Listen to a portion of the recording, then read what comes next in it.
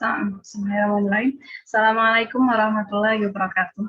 Selamat pagi Bapak Ibu rekan-rekan yang hadir di acara kita kali ini, diskusi ekonomi eksklusif tentang pijakan strategis UMKM di era modern.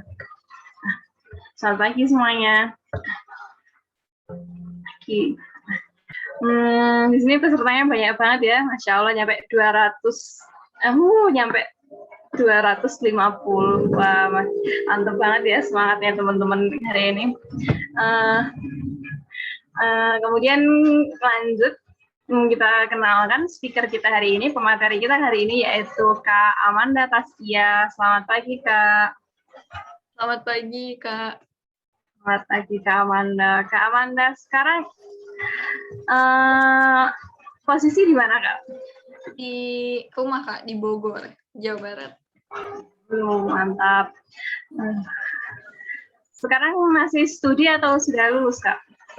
Masih studi, Kak. Masih di UNS, cuma kan online ya. Jadi ya dari rumah aja lah.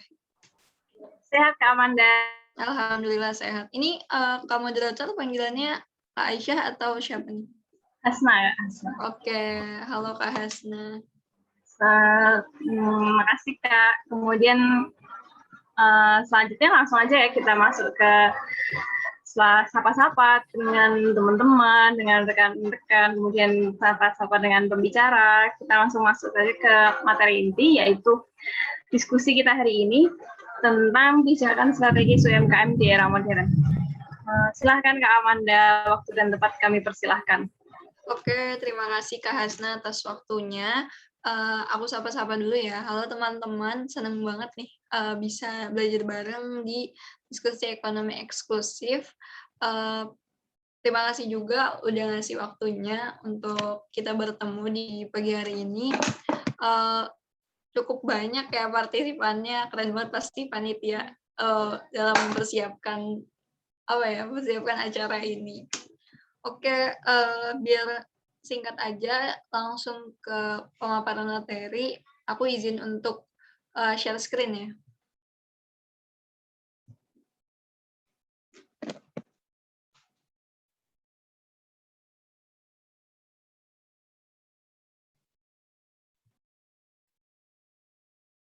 Udah terlihat belum? Sudah Kak Amanda.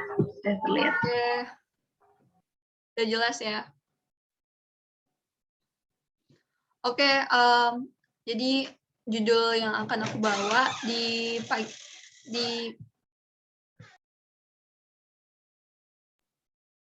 pada pagi hari ini yaitu tentang pijakan strategis UMKM di era modern. Kenapa di sini aku bawa kata-kata pijakan strategis? Mungkin teman-teman jadi kayak pertanyaan ya, kenapa sih bawanya kata-kata pijakan strategis dan apa emang pijakan strategis yang buat UMKM di era modern?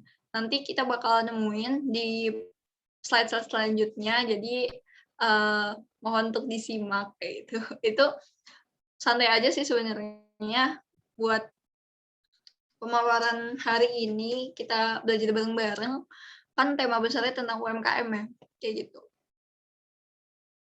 Next. Nah, aku izin memperkenalkan diri secara singkat aja. Nama aku Amanda Taskia Fatimah Putri, biasa dipanggil Amanda. Nah, aku juga lahir di Bogor 14 Januari 2002. Sekarang menjadi mahasiswa aktif di UNS, Fakultas Ekonomi dan Bisnis, jurusan akuntansi.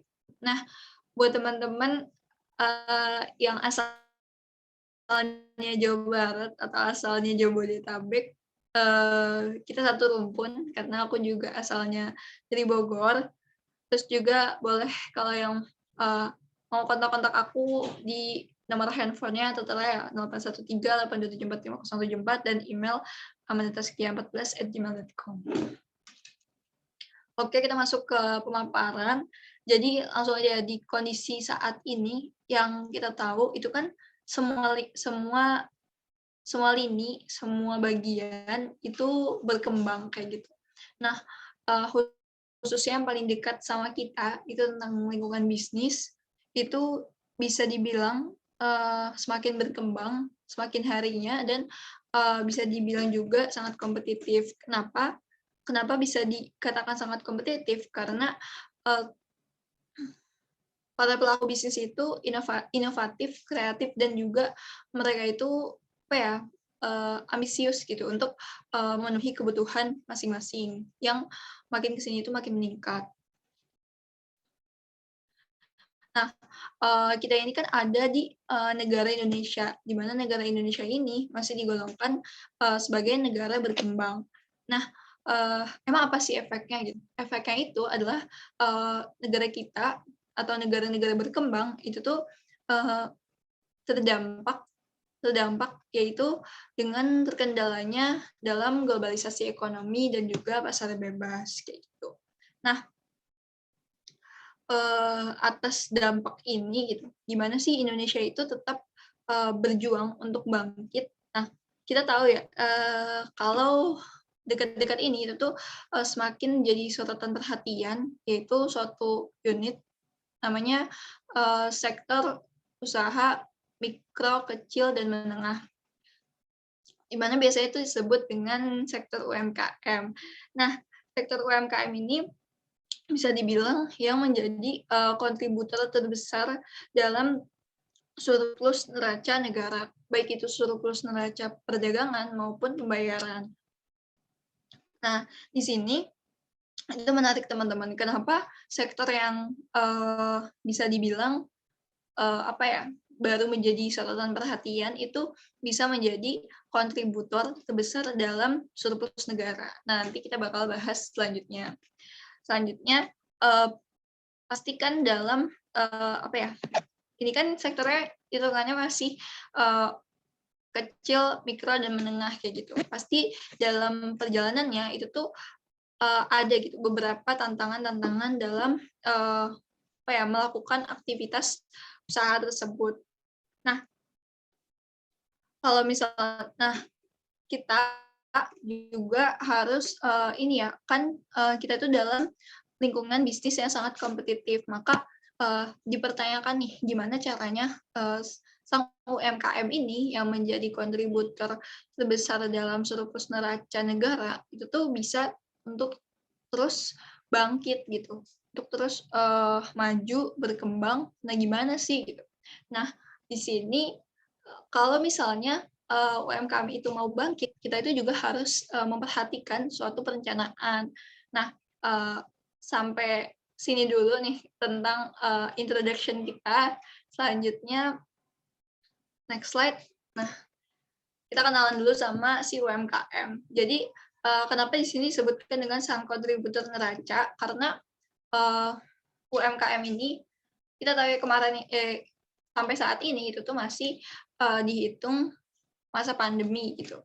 Nah, semua lini usaha turun, terus banyaknya defisit negara yang semakin makin, juga lini ekonomi yang semakin menurun. Nah, si UMKM ini bisa terus bangkit gitu dalam kondisi yang mencekam, tapi dia bisa menjadi kontributor terbesar dalam neraca surplus neraca pembayaran dan perdagangan negara. Nah, untuk definisinya, untuk biar kita lebih kenal lagi nih sama UMKM, kalau menurut ahli mengatakan 7 juta tahun 2003, yaitu UMKM adalah usaha yang memiliki peranan penting dalam perekonomian negara Indonesia, baik dari sisi lapangan kerja yang tercipta maupun dari sisi jumlah usahanya. Jadi kenapa UMKM itu bisa apa ya? Dia itu bisa menjadi kontributor yang besar karena UMKM ini bisa ditemukan di mana-mana gitu, dan lapangan kerjanya pun banyak. Jadi ibaratnya bisa untuk menjadi apa ya, tempat untuk orang-orang yang kiranya nggak ada penghasilan dan sebagainya, akhirnya mereka dipakai di UMKM kayak gitu, karena lapangan kerjanya pun banyak dan juga jumlah usahanya pun di mana-mana. Nah, yang kedua ada dari Undang-Undang nomor 20 tahun 2008 tentang UMKM, yaitu yang pertama tentang usaha mikro. Jadi ini dibagi-bagi ya. Usaha mikro itu adalah usaha produktif milik perorangan atau badan. Dan yang kedua, usaha kecil, yaitu tentang usaha ekonomi produktif yang berdiri sendiri. Dan yang ketiga, tentang usaha menengah, usaha ekonomi produktif yang berdiri sendiri dengan jumlah kekayaan bersih atau hasil penjualan tahunan yang masuk dalam kriteria usaha menengah. Jadi, di dalam UU ini, kalau teman-teman nanti mencari tahu gitu, di dalam UU ini tuh udah detail banget dibahasnya tentang kriteria masing-masingnya, mikro, kecil, menengah, itu apa ya, yang masuk dalam usaha itu tuh kriterianya apa aja, itu ada di UU 20 tahun 2008 tentang UMKM. Nah, bisa kita simpulkan kalau misalnya UMKM itu bentuk usaha ekonomi produktif yang dilakukan oleh perseorangan atau badan usaha yang memenuhi kriteria UMKM. Nah, teman-teman juga bisa untuk melihat definisi ya dari BPS atau Badan Pusat Statistik itu menggolongkan UMKM berdasarkan jumlah pekerja.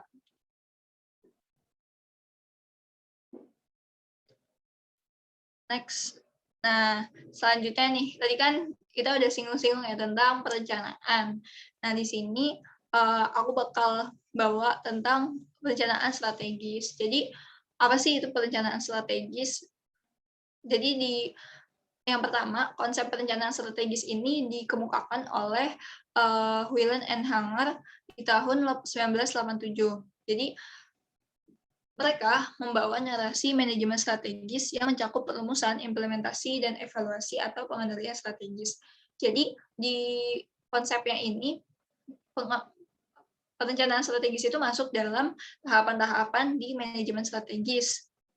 Namun perencanaan strategis itu cuma merumuskan rencana aja, nggak keseluruhan dalam manajemen strategis. Nah, menurut ahlinya, perencanaan strategis ini disebutkan oleh Sudaryana tahun 2012, yaitu proses sistematik yang disepakati organisasi dan membangun keterlibatan antara stakeholder terhadap lingkungan operasi. Nah, apa sih yang dimaksud perencanaan strategis dari definisi yang udah dikemukakan? Jadi, perencanaan strategis itu bisa kita bilang ya, kalau misalnya umumnya itu kan kayak ya udah gitu, adanya rencana yang emang untuk keberlangsungan aktivitas bisnis. Nah, di sini jelasnya itu perencanaan strategis itu disebutkan kalau yaitu di dalamnya itu ada aktivitas yang melibatkan pemikiran dengan karya. Selanjutnya, ada juga penciptaan fungsi manajemen staf baru dengan terciptanya ahli perencanaan. Nah, yang ketiga, sistem perencanaan strategis itu yang baik akan menjadi acuan dan diterapkan para pelaku bisnis dan manajer berposisi sebagai komando aktivitas bisnis. Kenapa? Jadi di perencanaan strategis ini itu kan ada beberapa tahapan kayak gitu.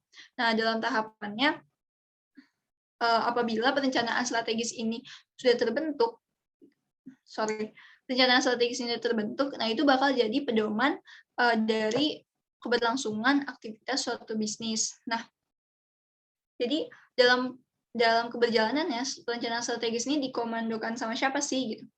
Nah, itu para manajer itu berposisi sebagai komando dalam pelaksanaan dari perencanaan strategis. Nah, sebenarnya perencanaan strategis ini bukan hanya di tahap rencana aja gitu, tapi juga ada identifikasi. Misalnya dari suatu UMKM itu bisa mengidentifikasikan identifikasi dari apa-apa yang diperlukan oleh aktivitas bisnisnya. Kedua, bisa survei ke lingkungan sekitar, baik itu lingkungan sosial maupun lingkungan bisnisnya seperti pasar, terus juga kebutuhan-kebutuhan yang diinginkan oleh para masyarakat, terus juga mungkin inovasi yang dibutuhkan. Juga bisa survei tentang keberjalanan internal masing-masing UMKM ataupun perusahaan yang terkait. Jadi itu ibaratnya ya si UMKM itu bisa dulu untuk belajar gitu ke lingkungan-lingkungan sekitarnya. Nah, selanjutnya biar si bisnisnya ini ibaratnya naik atau digemari sama masyarakat dan akhirnya produknya itu dijadikan apa ya, favorit lah sama para konsumen, itu kan, bisa ya para pelaku usahanya itu mereka akhirnya, mengidentifikasi juga nih, apa sih akibat dari, pembuatan produk di UMKM-nya gitu. Apakah itu berdampak kepada lingkungan, apakah, akan menghambat keberlanjutan, itu kan, bisa bisa dulu tuh diidentifikasi dan akhirnya, dicarikan solusinya. Nah, selanjutnya, yaitu perumusan. Di perumusan ini, perencanaan strategis bisa melibatkan, baik keseluruhan, unit bisnis maupun, mmm, apa ya, para kepala bidang dari tiap-tiap bidangnya di aktivitas, usaha tersebut. Nah, setelah terumuskan dan, apa ya, jadi perencanaan strategis itu, maka dilakukanlah sebuah, peninjauan ulang dari para manajer dan, dilakukan sebuah pelaksanaan. Nah, setelah pelaksanaan ini pasti kan ada kayak, kendala ataupun, penyesuaian sama kondisi dan akhirnya perlu adanya evaluasi. Nah, eee, kenapa nanya dulu ya, apakah UMKM saat ini baik-baik saja gitu? Karena kan, eee, tadi yang udah dibilang ya, UMKM itu menjadi, kontributor terbesar gitu dalam, surplus neraca negara. Tapi apakah mereka ini baik pelakunya ataupun keberlangsungan usahanya itu baik-baik aja enggak gitu? Nah, jawabannya itu UMKM nggak baik-baik aja gitu karena, eee, ada beberapa kendala maupun problematis dari keberjalanan UMKM. Nah, mungkin ini aku secara umum aja gitu, karena kalau detail, pasti banyak banget ya. Nah, ini yang pertama, itu adanya yang terkait pembiayaan. Jadi, eee, dikatakan gitu, 60-70% UMKM belum mendapat akses pembiayaan perbankan. Sebenarnya ini nggak cuma perbankan ya, tapi mungkin, juga bisa akses pembiayaan baik itu dari pemerintah maupun dari, pihak-pihak yang berwenang gitu, yang seharusnya menunjang, eee, perkembangan UMKM. Nah, di sini mereka itu ada kendala dalam pembiayaan. Mungkin kan ini kan masih usaha yang, mikro, kecil, menengah gitu, suatu belum banyak suatu investor ataupun modal yang diciptakan yang dipunyai oleh, para pelaku bisnis gitu, dan akhirnya mereka punya kendala di pembiayaan. Yang kedua, yaitu keterbatasan pengetahuan soal manajemen keuangan dan praktik laporan keuangan. Nah, di sini, banyaknya itu ya apa ya, lakuin aja gitu soal, jual-menjual atau, soal jasa dan sebagainya. Tapi, dalam pengelolaan keuangan dan dalam prediksi-prediksi ke depannya, juga praktik laporan keuangan itu tuh, sangat minim, bahkan nggak ada gitu dalam keberjalanan usahanya. Karena kan, eee, kita tahu ya sangat urgent gitu, tentang pengetahuan manajemen keuangan, yang tipis-tipisnya aja lah gitu, mungkin tentang prediksi bunga di masa depan ataupun pajak di masa depan dan kebutuhan pajak, juga, modal dan sebagainya, terus juga praktik laporan keuangan. Karena kalau misalnya nih, misal nggak ada praktik laporan keuangan dan, apa ya, adanya keluputan dalam human error gitu dalam keberjalanan usahanya. Itu kan, eee, cukup berpengaruh dalam, perputaran uang di usaha tersebut. Nah, misal ada nih pelaporan keuangannya, itu kan jauh lebih baik dan kita ada bukti dari tiap-tiap transaksinya. Yang ketiga, yaitu keterbatasan pengetahuan teknologi, pengelolaan produk, dan kondisi pasar. Jadi, eee, banyaknya UMKM itu ya manual aja gitu, masih masih belum memanfaatkan, teknologi-teknologi yang semakin berkembang di masa kini. Juga pengelolaan produknya yang mungkin kurang inovatif dan, alhasil banyak persaingan Yang ketiga, yaitu belum pahamnya soal kondisi pasar. Misal, apa ya, mungkin kurangnya survei atau juga kesulitan gitu loh dalam memasuki, area pasar. Nah, di situ sangat berpengaruh lah pastinya ya, misal mereka itu udah siap dalam hal produk, dalam hal penjualan, tapi untuk untuk memasuki pasar, mereka itu nggak paham gitu. Dan akhirnya, produk mereka terhambat dan UMKM itu terhenti, kayak gitu.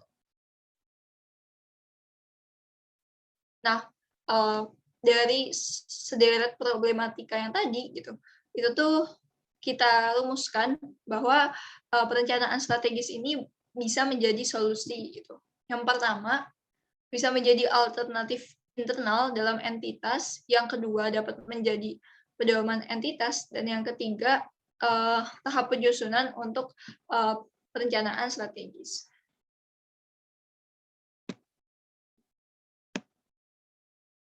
Nah, jadi kan pemerintah itu dalam menanggulangi permasalahan UMKM itu tuh belum merata. Karena kan pasti ada, apa ya, tahap-tahapannya dan akhirnya semua unit UMKM itu bisa merasakan, apa yang diberikan solusi oleh pemerintah. Nah, karena hal itu, jadi kan, apa ya, perlu gitu loh usaha dari para internal untuk, membangun membangun UMKM ini gitu, dari sederet problematikanya.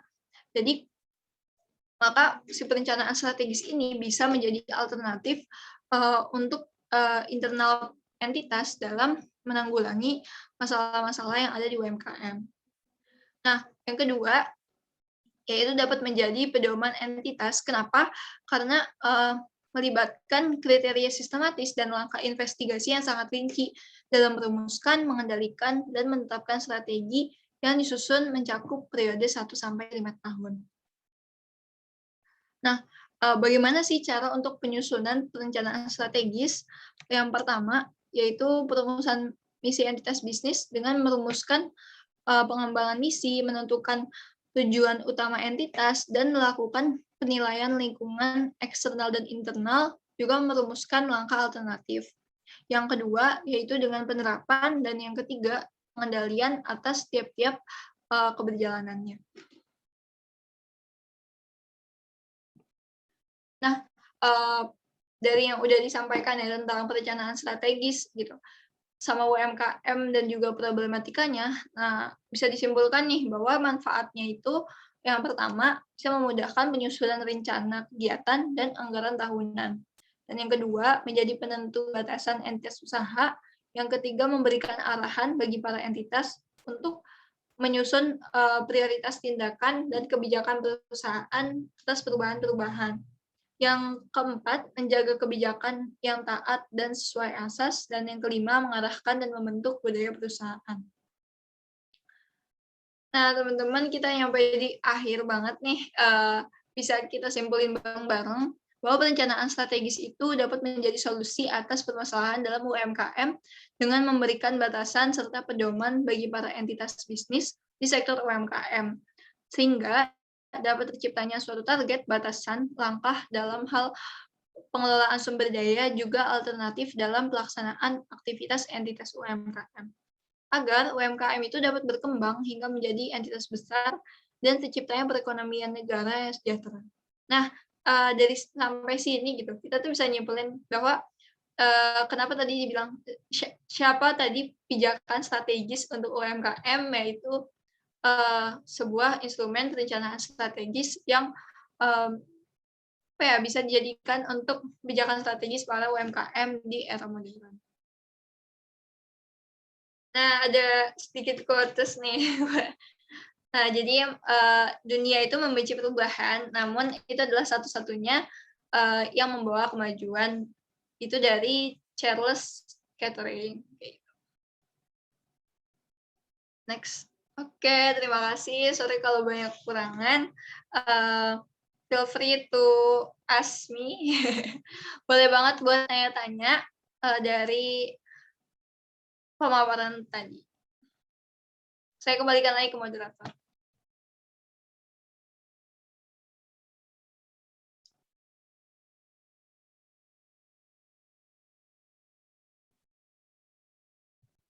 Oke, baik. Eh, Sebelumnya, moderator saya ambil alih ya, Mbak Manda. Nah, tadi kan Mbak Manda udah memaparkan nih pijakan strategisnya UMKM apa aja kayak gitu kan. Karena UMKM sendiri itu memiliki kendala gitu. Nah, kendala itu bisa diatasi dengan adanya sistem perencanaan, pengendalian, manajemen seperti itu. Nah, karena menarik banget bahasan pada pagi hari ini dari teman-teman nih, apakah ada yang mau didiskusikan bareng Mbak Manda mumpung Mbak Manda bisa hadir di antara kita. Untuk yang ingin berdiskusi dengan Mbak Manda, dipersilakan untuk raise hand dan menyampaikan pertanyaannya. Silahkan.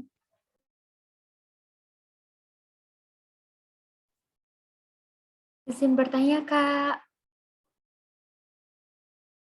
Oke, langsung aja ya.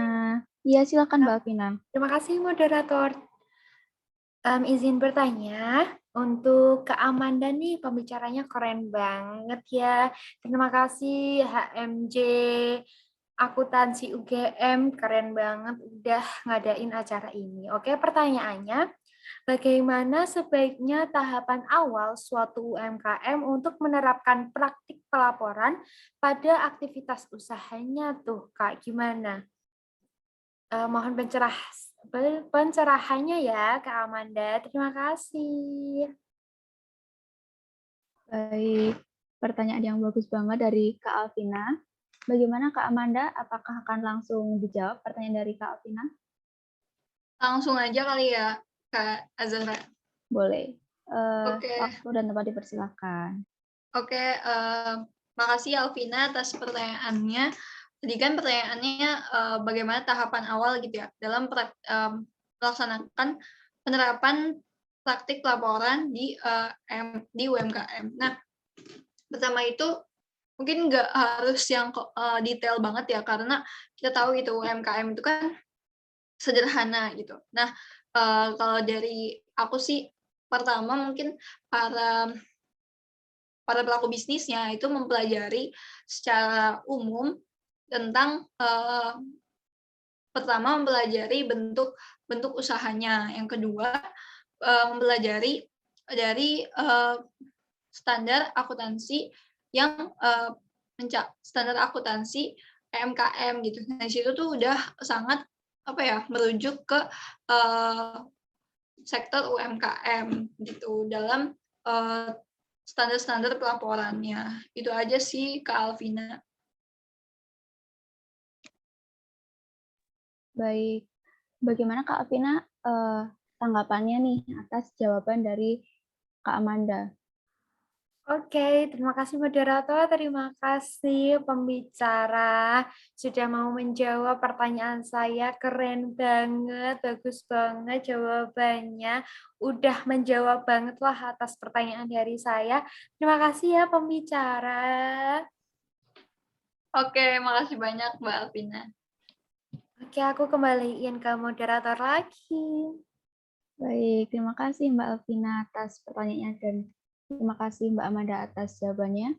Nah, Mbak Amanda, menurut Mbak Amanda gimana nih? Kita bakal ngasih satu kesempatan lagi nggak buat teman-teman yang ingin berdiskusi bareng Mbak Amanda?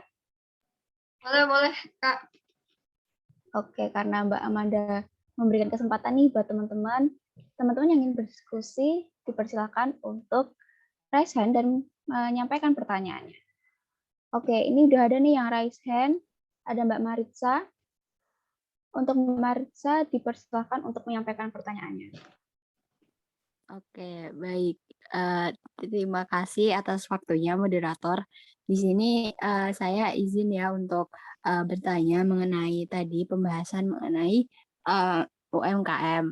Nah, di sini saya izin bertanya, apakah diperbolehkan nih bagi suatu sektor UMKM untuk menerapkan beberapa atau salah satu tahapan dalam perencanaan strategis?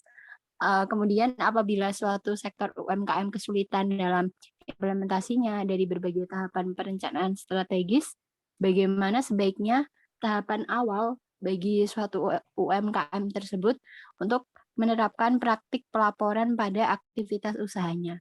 Begitu. Terima kasih atas waktunya. Baik, Oke, terima Kak kasih, Zahra Mbak ini Marisa. langsung dijawab aja berarti. Ya, boleh. Silakan Mbak Amanda. Oke, Silakan. terima kasih Maritza atas pertanyaannya.